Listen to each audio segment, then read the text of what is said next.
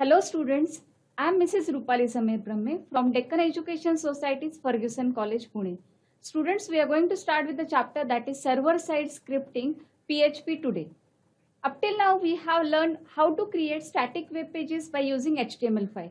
We have also tested the page by using SEO. But how to save the data at the backend of the server? If you want to learn it, you have to learn the PHP. So let us begin with the PHP, that is a server-side scripting which is executed on the server. We will see the syntax, we will learn how to save at the backend. We will also learn the loops and control structures from the PHP. Let us begin with the presentation.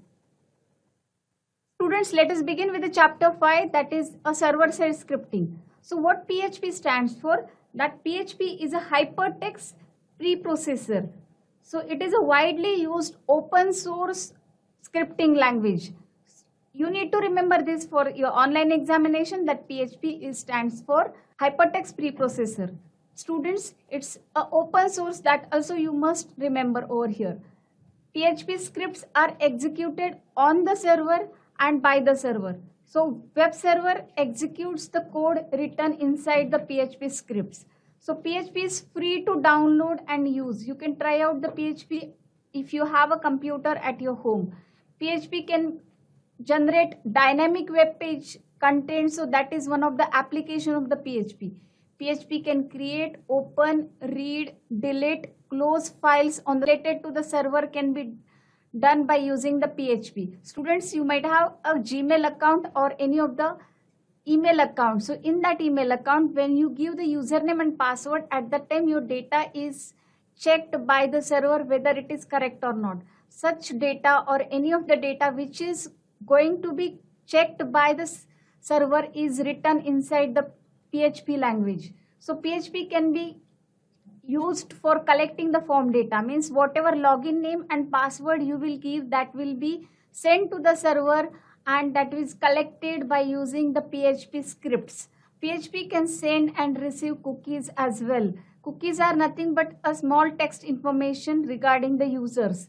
PHP can add, delete, modify data in your database. So what is a database? Database is nothing but the combination of rows and columns are there, like Excel, which can be used to store the data. So PHP can be used to control the user access. PHP also can encrypt the data. So let us see what are other programming languages used for server-side programming. Along with the PHP, Java and JSP is also used for server-side scripting. Python is also used for writing server-side programming. PHP mainly focuses on server-side scripting, which is used to collect the form data, generate dynamic page content, or send and receive cookies. Students, remember that PHP hides the code from the end user. That's why the code is secured on the server. Let us remember these points for the examination. PHP runs on various platforms, like it is supported by many of the operating systems like Windows, Linux, Mac OS, etc. PHP is compatible with almost all servers used today. For example, it is compatible with XAMPP. What XAMPP stands for? X stands for cross-platform, A stands for Apache server, M stands for MySQL, P is for PHP, and P for Perl. So this is XAMPP server. You can make use of this server for executing your PHP programs. This is free to download and I will let you know the link for downloading it. So this is a link to download it.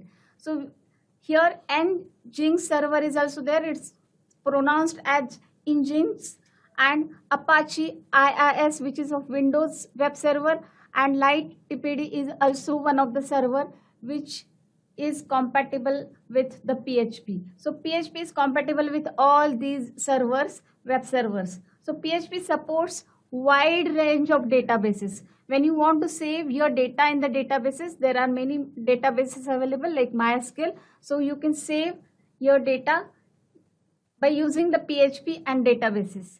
PHP is free. It's open source. So download it from official website. You can download it by using the website www.php.net. PHP is very easy to learn and you can run the programs written in the PHP efficiently on the server side. To download XAMPP server, you have to type this one, or you may type in the Google XAMPP server. So over there you will find apachefriends.org link. You need to click on this link. Once you will get it that in the Google, you can download version for your Windows. If you are using the Linux or any other operating system, you may download the same version for it. You may download the compatible version of it. So students, these names you are supposed to remember. These are the names of the servers along with which the PHP is compatible. So this is important for the examination. For 2 correct answer or 3 correct answer, the question may be asked on this. So once you install the server on your computer, it will ask you whether to open the control panel of the XAMPP server. Once you open the control panel, you will find something like this, whichever is on your screen. So here you have to click on this start. Once you click on this start, it will start the service and the button will be showing the stop word over there. Similarly, over here, you are supposed to click on this start for the MySQL if you want to save the data at the backend, MySQL if you want to make use of. So like this 2 buttons, you may make it like this 2 buttons you may start. So here, if you want to find out where the control panel of XAMPP icon is there, so on your task bar in the bottom right corner, you will find the icon of the XAMPP server. So here you can click on that icon. If you are not finding that icon, you need to, if it is your Windows 10 operating system, you can click on this start button and you can scroll to get the XAMPP, and just you have to click on the XAMPP to start the service. The control panel you can get it over here. So this is the path where you can get the XAMPP control panel. Let us see what is server-side scripting. A server is a computer that serves as a central depository. Let us see what is server-side scripting. A server is a computer system that serves as a central repository of data and programs, and it's shared by clients. Students, you need to remember the word server for the fill in the blanks.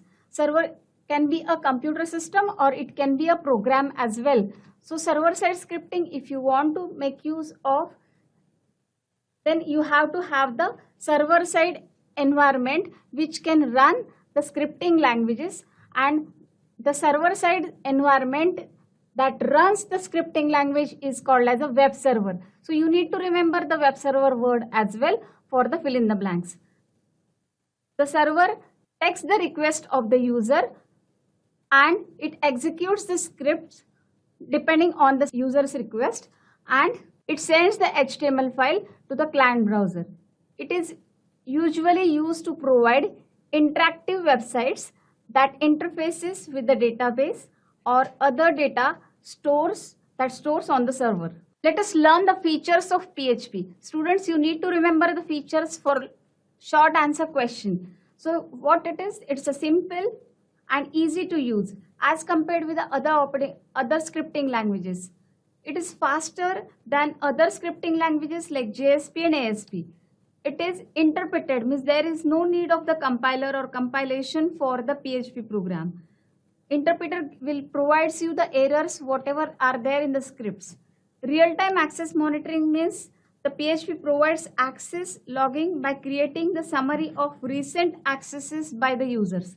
Error reporting means PHP has some predefined error reporting constants to generate a warning or error notice. It's an open source and free software. Anyone can download it easily and can use it without paying anything for the PHP code. So it's a platform independent. Just now we have seen various operating systems which supports the PHP. So that's why it's called as platform independent scripting language. It's a case sensitive. What case sensitive means? If you are writing the PHP code in any of the case, still it works, but the variables written in the PHP are case sensitive. Variables means if you write small a and capital A to different variable, so that will be considered as different variables, not a single variable. So small a, capital A will be treated as two different variables.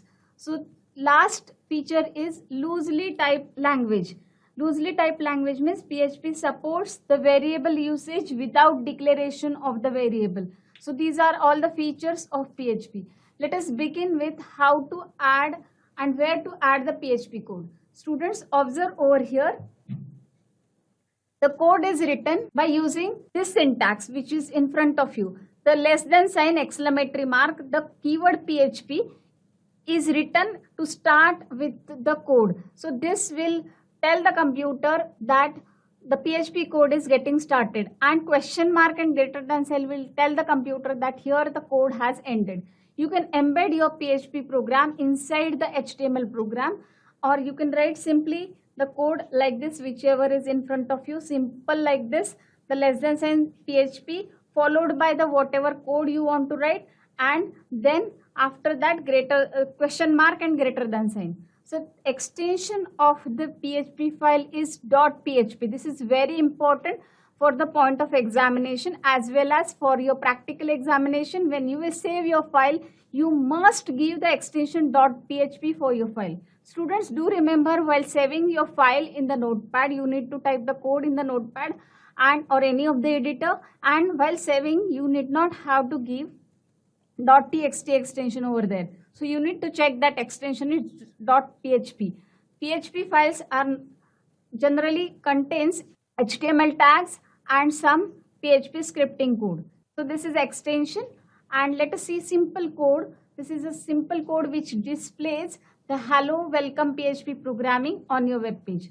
Observe over here, students, I have just used h1 tag, and after h1 tag inside my HTML code I have inserted the PHP code. To insert the PHP code or embed a PHP code, I have used less than sign, question mark followed by PHP, and then question mark and greater than sign. So this is the way to embed PHP code inside the HTML code. So if I execute this code, I will be getting the output like this.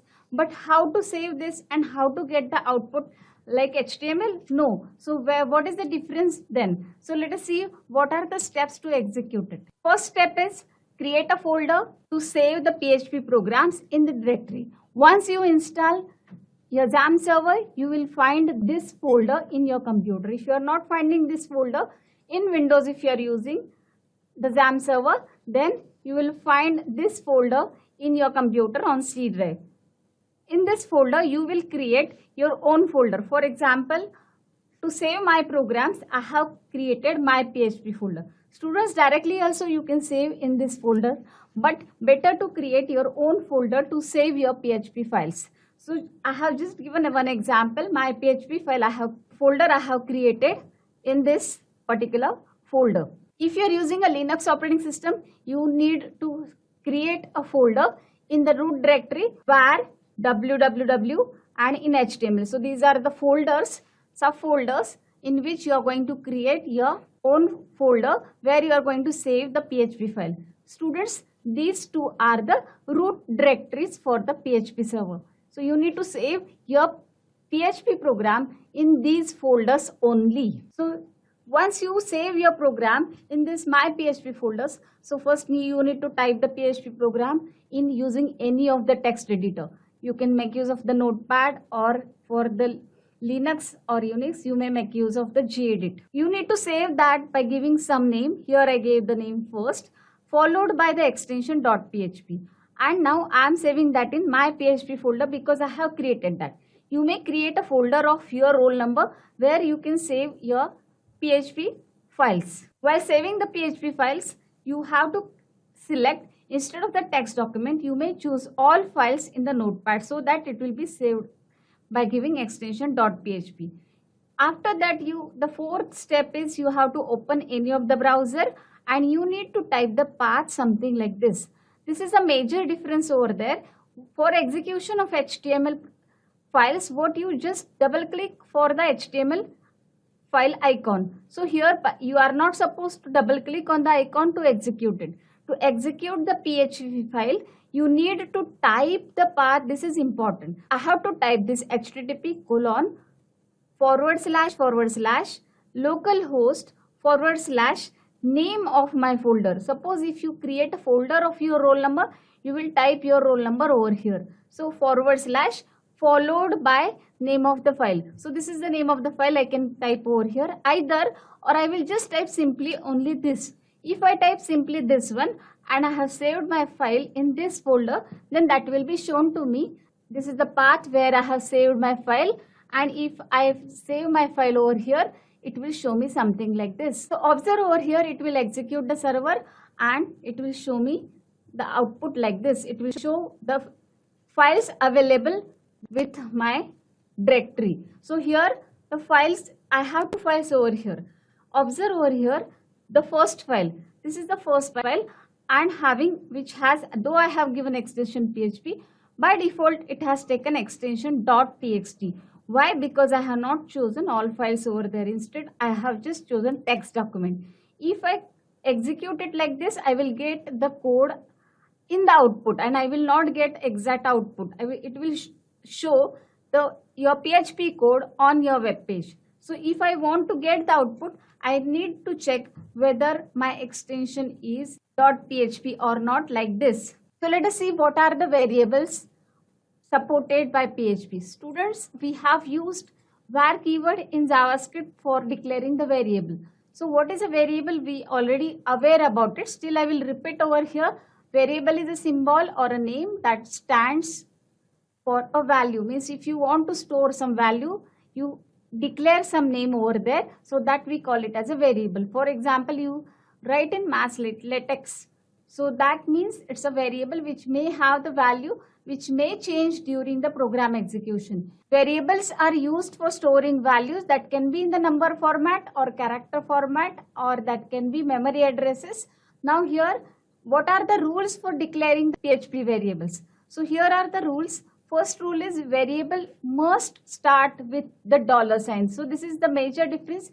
We have not used dollar in any of the programming language, but PHP requires a $sign here followed by the name of the variable. So this $sign is important over here, followed by the variable name. A variable name must start with the letter or underscore character. So what is underscore character? This is underscore character and it's not a dash. So inside the variable name, there must be letter or underscore, or that can be a number as well. So here you can't start your variable name with a number. So letter is allowed, underscore is allowed for the beginning, but you cannot start the variable name with a number. So if I keep the variable name something like this, 24 roll, so this is beginning with the number, so obviously not allowed. So if you want to have the variable name alphanumeric characters, you can make use of that, but beginning must be with a letter or underscore. You can make use of the numbers, but that should be later. Students, do remember the underscore symbol over here. It's not a dash. Variable name are case sensitive. You may observe on your screen, I have used 3 variable names over here. In small letters, age variable I have declared, dollar I have used for declaration.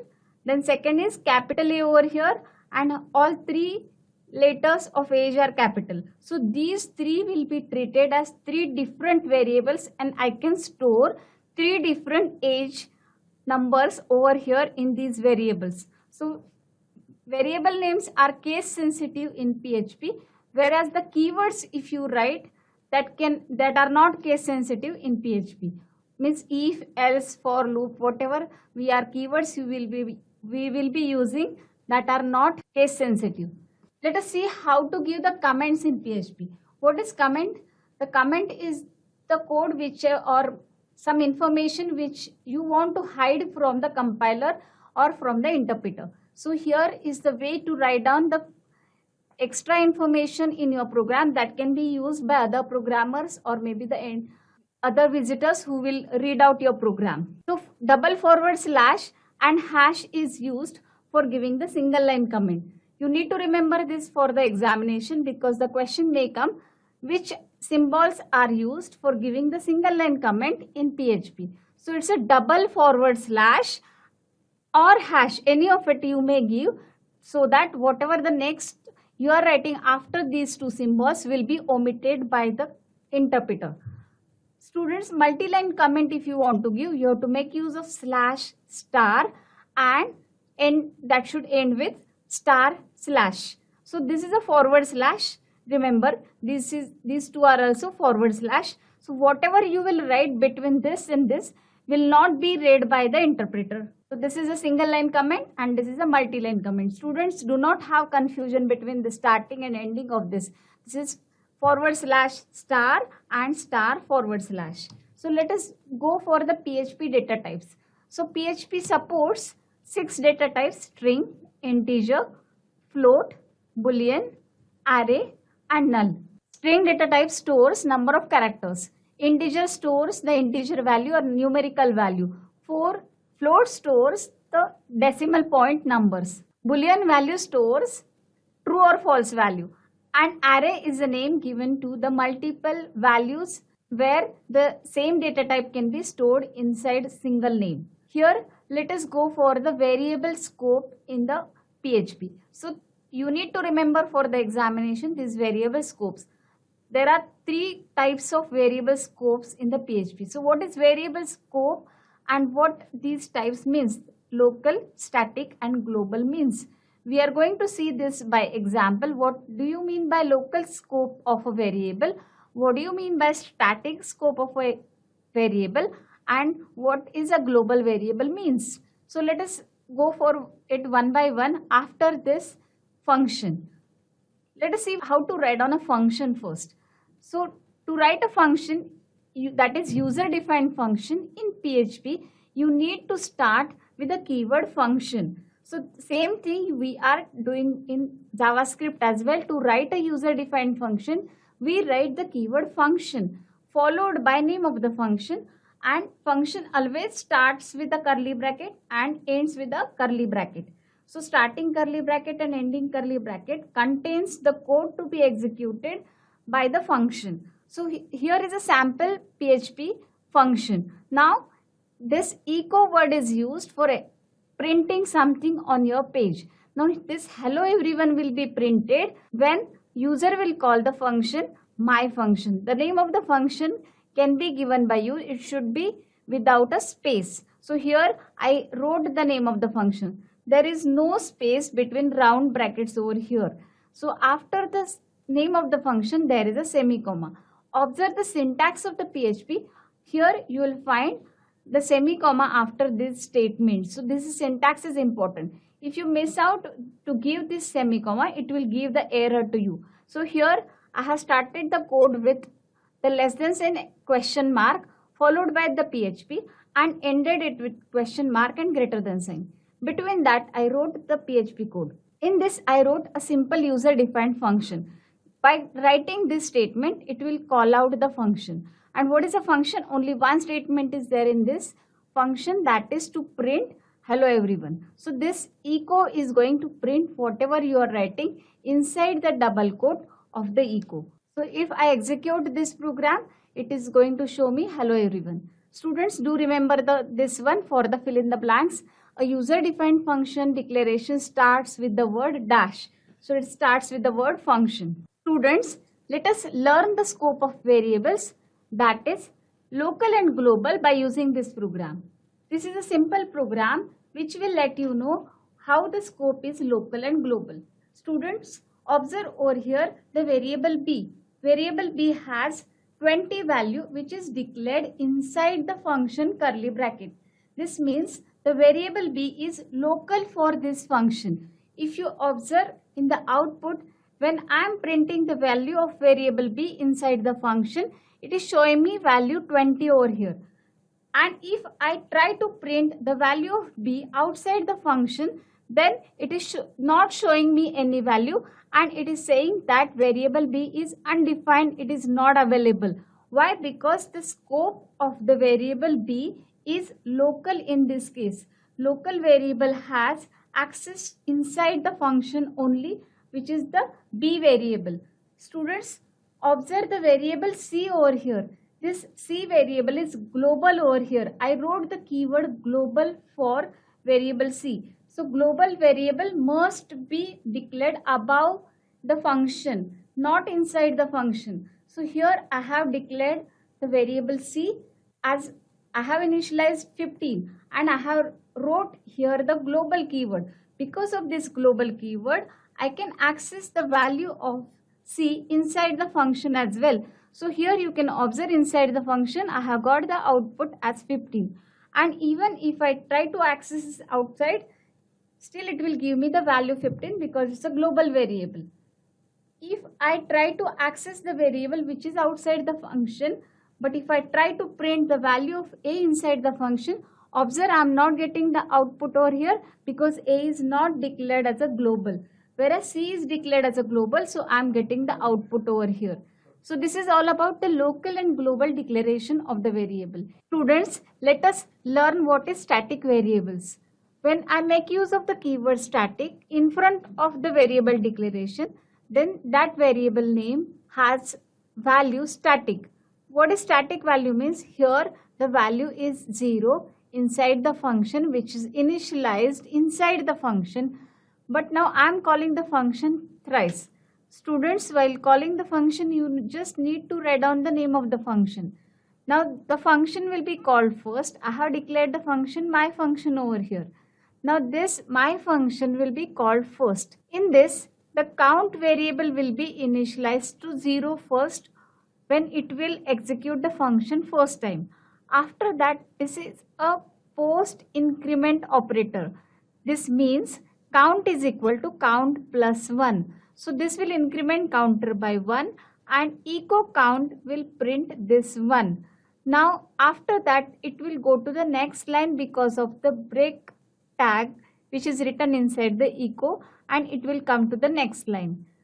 Again I am calling the same function twice.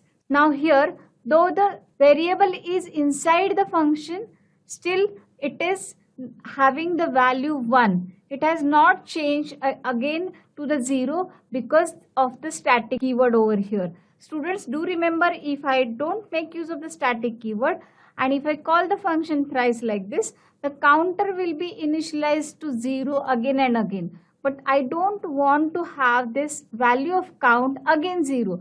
I want to increment by 1 next time, means 1 plus 1 I want to do. So this, because of the keyword static, it's not reinitializing the value to 0. So value of the count variable now will be incremented by 1 by this statement count plus plus. So because of that it will print 2, and when third time I will call the function again, it will increment the value of the count by 1 again, and because of the keyword static it is printing 1, 2, 3.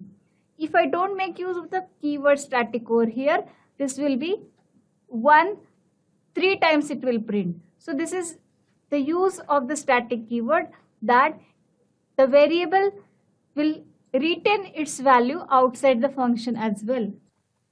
Students, we have started learning PHP, that is server-side scripting language, and this language is free, open source.